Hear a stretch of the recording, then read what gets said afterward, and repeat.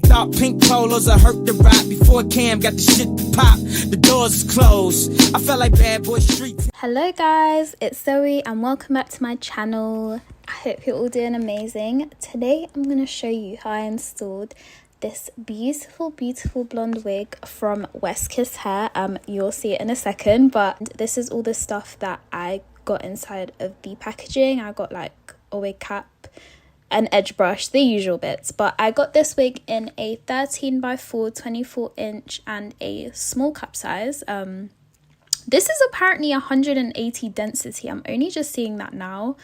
This wig is thick, guys. Like, it is thick and it is voluminous.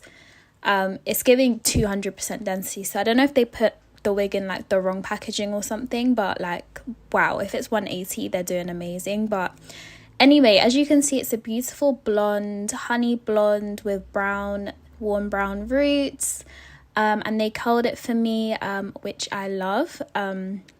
But yeah, I didn't have to do anything to this. I didn't bleach the knots or anything. All I did was I just washed the wig, because I feel like it's always important to do that when you receive your hair. I will say the first thing I noticed about this hair is how soft it is. That is literally the only thing I could focus on, and that's why I was brushing and touching it so much, because it was just so luscious.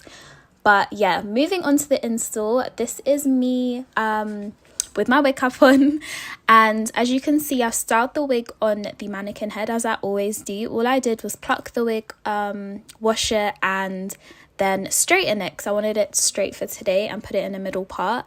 As you can see, this is what it looks like. It's giving Barbie, it's giving Rapunzel, and I love it. I'm gonna go ahead and tint my lace as usual with my Too Faced Born This Way foundation in the shade Spice Rum, and I'm grabbing my kabuki brush and just tinting the lace. I'm clipping the back there, the little back elastic, and popping the wig on. This just really secures the wig to my head, and this is what it looks like. Why do I sometimes want to leave the lace on? Because why is this kind of a look? I don't know. Do you guys know what I mean?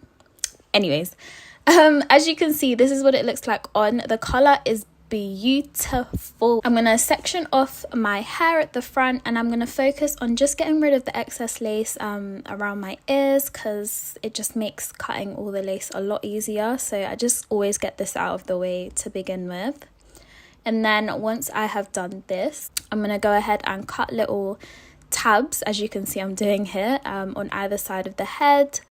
And now I'm going to go ahead and grab my rubbing alcohol.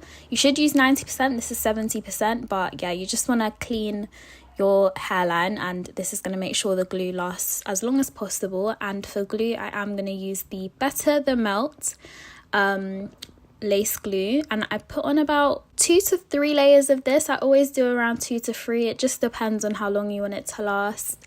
I'm grabbing my Big Fan that I got in Ibiza, and just making sure I let all the wig glue dry completely clear before pressing it down, and grabbing my comb to just make sure it's super secure. Now, I find the comb really helps to secure the wig, and it's, to be honest, pretty much essential in creating a flawless install. It gets rid of any like white marks, because sometimes the glue doesn't dry completely clear no matter how hard you try. So yeah, make sure you have a little comb at hand. Once I've glued all the sections down, I'm going to grab my Westkiss wig band, and I'm just going to tightly put that on. Noodle break. I'm going to tightly put that on for 10 minutes to let the glue settle and melt in. And then I'm going to go ahead and cut off all the lace. Now, if you're new here, I'm just using my eyebrow razor. I always use this to cut off my lace, and I use it to glue down my wigs as well. It's just the perfect tool, and I can't live without it. So yeah, once all the lace is cut, I'm also just quickly gonna grab a tiny little detail brush, and I'm just gonna, you know, go in with a bit more of my foundation shade and powder shade, just to make sure everything blends and there's no lines of demarcation. Now that the wig is completely glued on, if you're not a baby hair girl, you're pretty much done, literally. But I love a good baby hair, I love a dramatic baby hair. So I'm sectioning that off with my rat tail comb, and then I'm grabbing my eyebrow razor again, and I'm just gonna cut in a diagonal line going down the sides of my face. Now you can do as many or as little baby hairs as you want. This is completely up to you, and you just want to play around with how you want them to look. For today, I'm grabbing my Lulabelle's hair straighteners. I like this because it's quite small. And all I do is I just grab small sections and I just curl inwards towards my face. You want to be super careful you don't burn your head, because I've done that so many times and trust me, it does not leave a pretty mark. Once I've done that, I grab my Got To Be hairspray and I'm just gonna play around with my baby hairs. This takes a while, especially with a new install. It's sometimes annoying and like it's hard to figure out where you want to place your baby hairs. And for blonde hair also, I don't like to go super crazy with them because it makes the hairline look really fake for some reason, and I only get that with blonde hair. But yeah, anyway, I put my wig band back on my head just to make sure the baby hairs are pressed down and settled down. And as always, it wouldn't be a Zoe install without some face framing layers. So I just grabbed 2 little sections from either side of my face and just cut in a diagonal line. I have no technique to this. I just be cutting and hoping for the best. So proceed with caution. And I just quickly trimmed the ends a tiny little bit as well. I just wanted to neaten them up a bit. As you can see, I'm just grabbing my hot comb and hot combing all the little sides. I wanted to just go for a sleek middle parting look. I feel like middle parts and blonde hair look so beautiful and it's just so classy. And you can't go wrong really with a good sleek middle part. Once I've done that, I'm taking off my headband and this is pretty much the look. I'm going to show you guys an alternative look if you just wait a few seconds.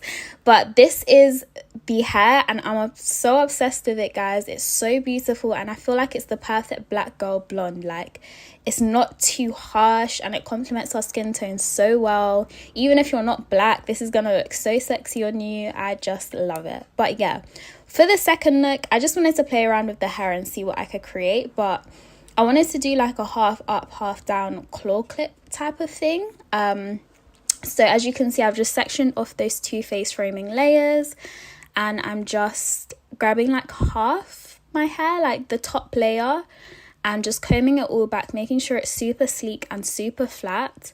And then I'm gonna go ahead and grab a like small clear elastic and tie all the hair back as tightly as I possibly can. Once that's tied, I'm quickly just evening out the front layers because one was longer than the other. But I'm grabbing my claw clip and I'm just going to twist this little like ponytail thing that we have going on back here. And that's pretty much it for the hairstyle. I quickly grabbed my hair straighteners as well and just curved the little like pieces inwards towards my face just to make it frame my face and complement it a little bit more.